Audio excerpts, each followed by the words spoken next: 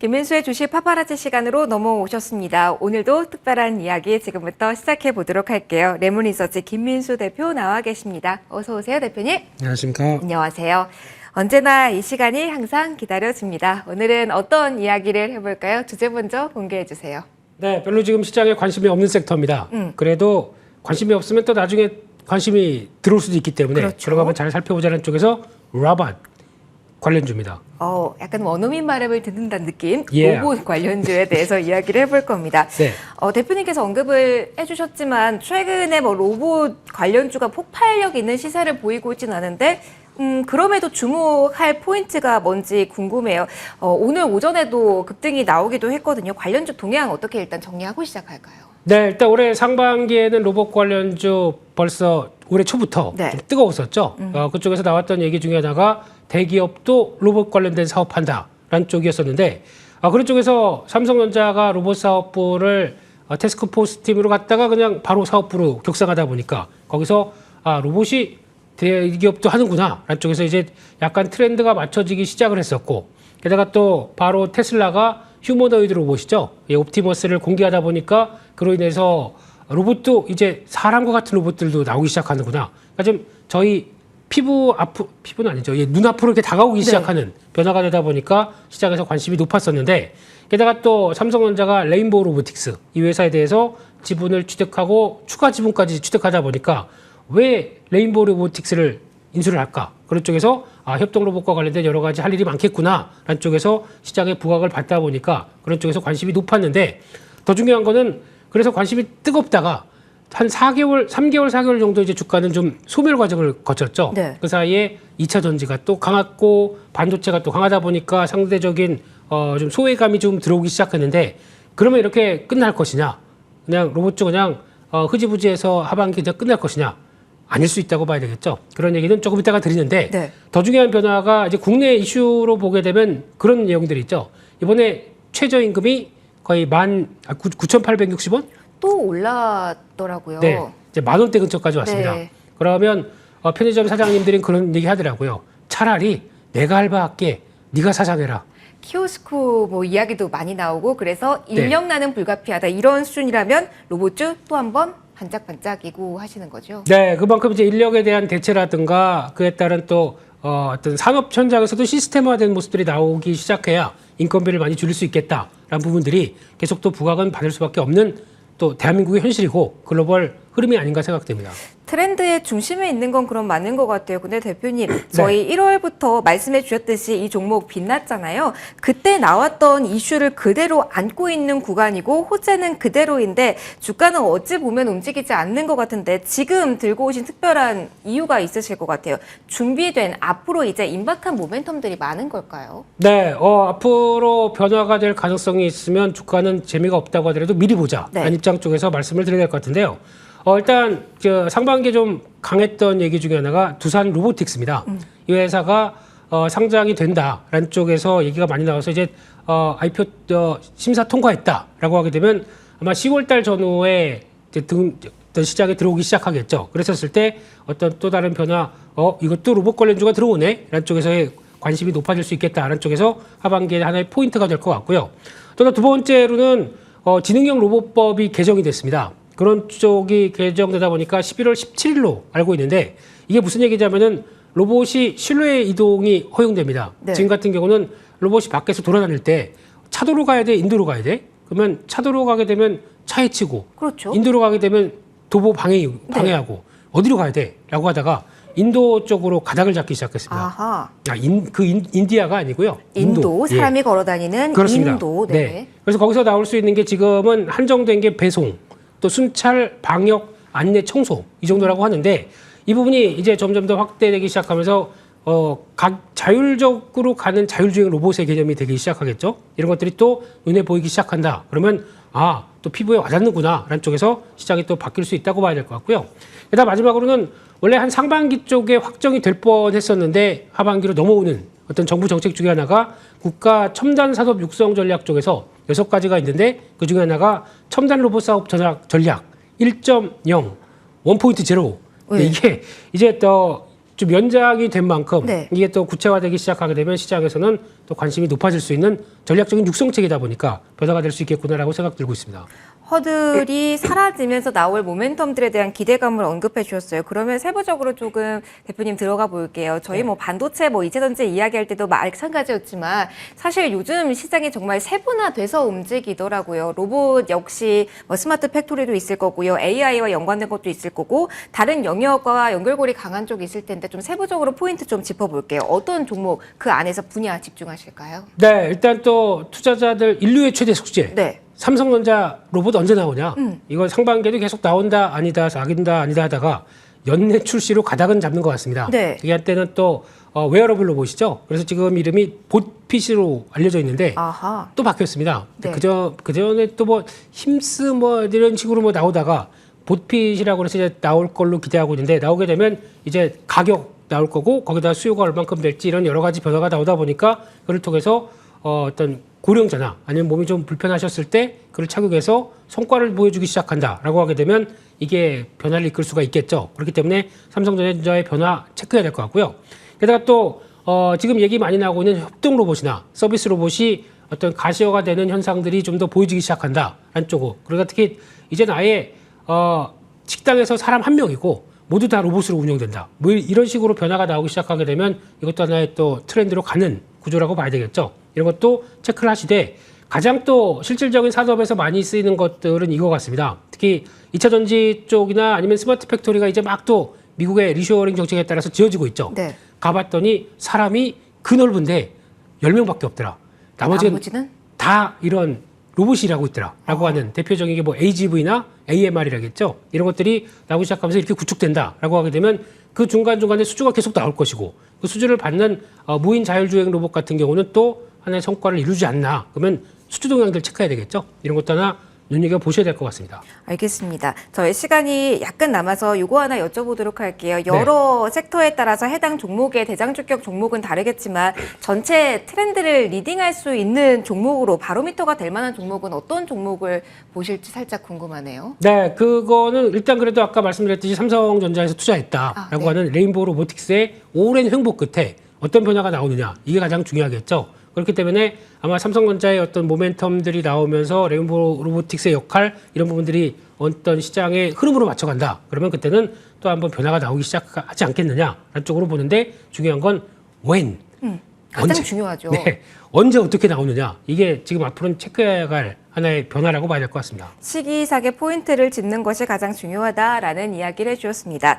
저희 로봇 쪽 어떻게 투자할지에 대한 포인트 그리고 핵심적으로 볼 종목은 어떤 종목인지는 마감한 이후에 한 번 더 꼼꼼하게 짚어드리도록 하겠습니다. 일단 오늘장 문부터 닫도록 하겠습니다. 양대지수 2차전지가 좀 살아나면서 오후장 들어서 고점 부근까지 탄력을 강화했다라는 점 오늘장 특징이 아닐까 싶습니다.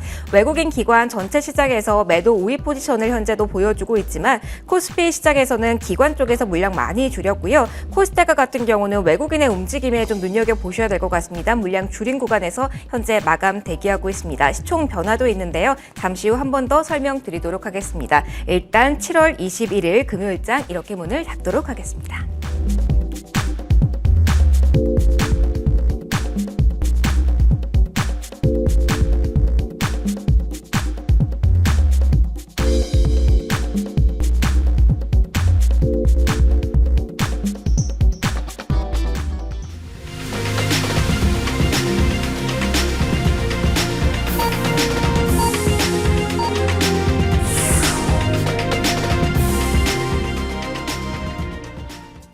네, 이렇게 금요일장이 마무리가 됐습니다. 오후 들어서 양대지수 힘을 한 번 더 내는 모습이 확인이 됐고요. 코스닥 기준으로 봤을 때는 9거래일 연속해서 플러스 행진, 이번 주 내내 빨간불을 켠 구간에서 마무리가 된 것으로 보입니다.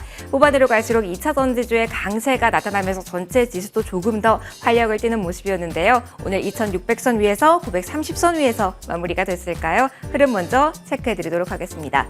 양대지수 이렇게 마무리가 됐습니다. 어려웠습니다. 그래도 고점 부근에서의 탄력을 지켜주면서 오늘 마무리가 됐습니다. 0.37% 정도의 상승폭 코스피 지수는 그렸고요. 코스닥은 0.32% 930선 위에서의 흐름 오늘 지켜내면서 마무리가 됐습니다. 장 초반에는 양대 지수 모두 하락권에서 움직임이 나왔지만 오후로 나가면서 점점 더 고점 터치가 이루어졌다라는 점 오늘 흐름상의 특징이겠고요. 수급 이어서 좀 보도록 하겠습니다. 유가증권 시장에서의 기관 외국인 매도였지만 앞서 동시호가 구간에 말씀드렸던 것처럼 기관 줄이는 구간에서 마무리가 됐고요. 대다수의 업종군에 대해서 매도 우위 포지션이 잡혔지만 오늘만큼은 바이오 강했다라는 거 보셨을 겁니다. 의약품 업종에 대해서 기관 외국인 모두 매수 전환하면서 매수 플러스로 마무리가 됐다라는 점 특징으로 확인을 해드릴게요. 코스닥 넘어가도록 하겠습니다. 여기서도 기관 외국인 쪽에서는 매도로 마무리가 됩니다. 다만 외국인 장중 대비로는 많이 줄인 구간이었고요. 오늘 전반적으로 개인 쪽에서 매수세만 강한 것으로 양대 지수 수급상 흐름은 확인시켜 드리도록 하겠습니다. 오늘 계속해서 보셔야 될 부분 중에 하나가 환율입니다. 오늘 13원이나 급등한 구간에서 마무리가 됐습니다. 1283원 선에 마무리가 됐습니다. 1280원 선 터치하면서 시작이 됐고요. 고공행진하면서 하루 동안의 흐름이 이어졌는데요. FOMC에 대한 경계감으로 봐야 될까요? 미국의 고용 지표가 상당히 잘 나오면서 달러와 강세의 힘이 실리고 있는 형국입니다. 변동성이 커지고 있다라는 부분을 일단 더 체크해 보셔야 될 것 같은데요. 다음 주 FOMC 임박한 구간에서의 움직임 그리고 외국인의 동향도 꼼꼼하게 보셔야겠습니다. 자, 머니맵으로 넘어가겠습니다. IT에 대해서는 외국인 기관 쪽에서 오늘 팔자세로 대응한 하루였는데요. 대형주 전반적으로 힘이 강하게 실리지는 못하는 모습이었습니다. 장중에 삼성전자 같은 경우는 7만 원 선을 이탈하기도 한 흐름이 오늘 나타났는데요. 그래도 오늘 7만 원 선은 지켜내면서 마무리가 됐다라는 부분 특징적이고요. 전반적으로 IT 반도체 쪽은 오늘은 약한 대형주의 흐름이었습니다. 반면에 후반으로 갈수록 에코프로 그룹주의 흐름 다시 한번 살아가는 모습 확인이 됐고요. 포스코홀딩스도 전면에 서서 10% 넘게 오름세가 나타났습니다. 오늘 코스피 시장에서의 시총 변화도 지금 눈에 띄는 구간이죠. 현대차 위에 7위가 바로 포스코홀딩스입니다. 포스코홀딩스와 같은 경우는 그룹주 전반에 다음 주 월요일에 실적 나온다는 점 컨콜 내용도 확인을 좀 하셔야겠고요. 오늘 전반적으로 포스코홀딩스와 에코프로 그룹주의 전반적으로 오후 뒤침이 강했다라는 점 특징으로 확인시켜 드릴게요. 반면에 오늘 약한 쪽도 있었습니다. 대표적으로 엔터입니다. 하이브가 4%대 하락률로 오늘 마무리가 되는 모습이고요. 이제 점점 실적 시즌 임박해 오고 있습니다. 기대감 어떻게 해석이 될까요? 조선 쪽은 전반적으로 각계전투 양상이었으나 큰 폭의 움직임 없는 가운데 HD 현대중공업과 하나오션은 하락권에서 마무리가 됐다는 부분 그리고 마지막으로 빼놓을 수는 반도체만 볼게요. 오늘 전반적으로 강세 흐름 나타나면서 수급상으로 강한 흐름 연출했다는 부분까지 설명해 드리도록 하겠습니다. 반도체 대형주는 좀 주춤했고 바이오 강했고 2차전지 강해지면서 마무리된 오늘입니다. 지수 일단은 플러스 이렇게 종목의 흐름은 나왔는데요. 자, 금요일 분석을 들어보고자 합니다. 대표님 오늘 시장 어떻다라고 평가해 볼 수 있을까요? 네, 어렵게 반등했습니다. 네. 근데 미국이야 그렇게 오르다가 빠진다고 하더라도 우리나라는 오른 것도 없는데 같이 빠지면 억울하지 않습니까? 그렇기 때문에 힘을 내줬다고 봐야 될 것 같고 그중에 혁혁한 공을 2차 전지가 했다라고 하게 되면 한국의 대표 산업 둘 중에 반도체와 2차 전지 중에 2차 전지가 시장을 살렸다라고 볼 수 있는 그런 하루라고 봐야 될 것 같고요. 그런 쪽에서 지금 시장은 또 코스피 쪽에서는 포스코 그룹 쪽, 또 코스닥에서는 에코프로 쪽이 어느 정도 성과를 내줬다라고 보여지는데 하나 그럼 이렇게 되기 시작하게 되면 외국인들의 수급과 함께 시장이 반등한 장은 아닙니다. 외국인들은 여전히 선물 중심으로만 매수가 좀 들어왔었고 매도가 한 3천억 대가 그대로 잡혀 있는데 이 부분에 약간 불안 요인이라고 하게 되면 환율이겠죠. 네. 환율에 대해서 언제 다시 또 1280원대 들어오다 보니까 이 부분에 대한 부담감이 다음 주에도 계속 남아있을 수밖에 없고 그러면 이 부분이 어느 정도 외국인들에 대한 투심을 자극하는지 계속 체크하게 되면은 다음 주에는 여전히 또 실적 발표도 있고 여러 가지 또 월말 월초 다양한 지표 발표가 되고 있다 보니까 그에 따른 변동성은 커지겠구나 생각은 들고 있고요. 특히 수남에는 돌아가는 것 같습니다. 또 반도체가 쉬어도 또 바이오 쪽, 제약 바이오 쪽 돌아가고 또 2차 전지가 깜짝 올라오고 이렇게 되면 아직 시장은 끝나지 않았다 이렇게 보여지고 있습니다. 알겠습니다. 흐름이 계속 돌고 이 상태에서 우리는 로봇주에 대해서 이야기하고 있었는데요. 기대감 걸어보면서 포인트 정리해보죠. 일단 실적 이야기해 주셨습니다. 그러면은 지금 자리에서 로봇주를 공략하는 포인트는 뭘지 그것부터 정리하고 갈게요, 대표님. 네, 말씀드렸듯이 시장은 안 끝났습니다. 네. 그럼 또 수남매가 계속 돌아가겠죠. 네. 그런 쪽에서 모멘텀이 어떻게 또 찾아지는지 앞서 말씀드렸던 내용들 한번 하반기에 나올 내용들 한번 비교를 해봐야 될 것 같고요. 그런 쪽에서 모멘텀이 회복하게 되면 또 주가의 반응들도 나올 수 있겠는데 제일 중요한 거는 상반기에는 기대감 때문에 움직였다라고 하게 되면 하반기에는 직접적인 수주가 나오면서 산업의 변화가 나오는 걸 가지고 더 움직일 수 있겠다라고 하게 되면 이 부분을 더 체크를 해봐야 되기 때문에 그냥 AI도 마찬가지입니다. 상반기에는 그냥 우리 AI 그러면 다 관련성 있는 걸 쭉 움직였는데 하반기에는 이제 돈을 버는 AI 아니면은 또 어느 정도 성과를 내는 AI 쪽으로 좁혀지기 시작하죠. 그런 개연성들을 보면서 대응할 때가 맞지 않나 생각됩니다. 이제 테마주로 보는 게 아니라 실적주의 관점에서도 맞아야 되는군요. 로봇주에 대한 투자 관점 정리를 해봤고요. 그러면 한 종목 꼽아서 추가적인 이야기를 좀 들어보도록 하죠.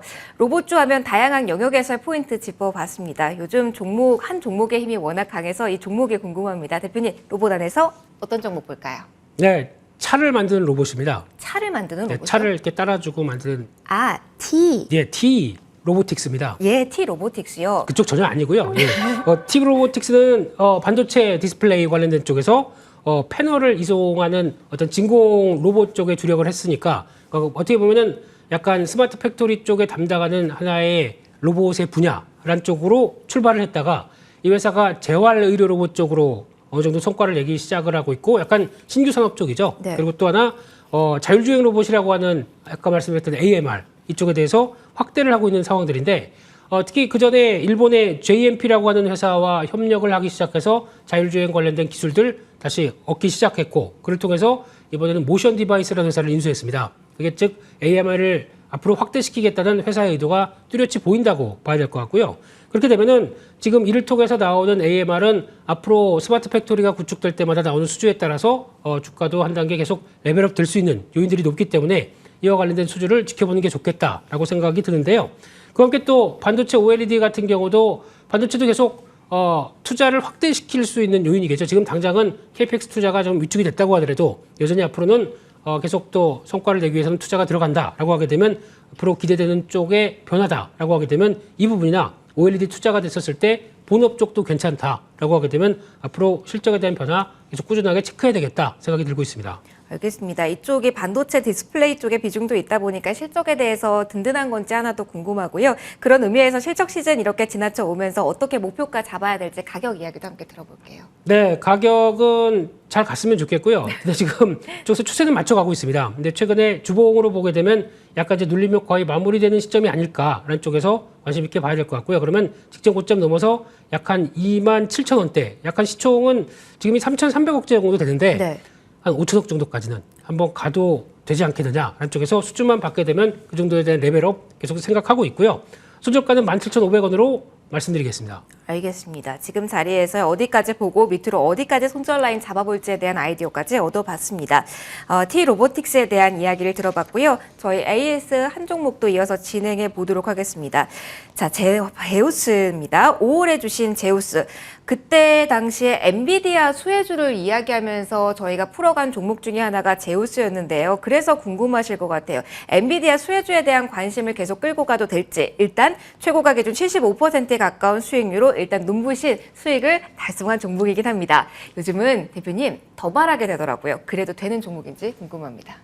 잘 갔네요. 네. 뭐 주식 맛집이네요. 여기죠. 네. 예.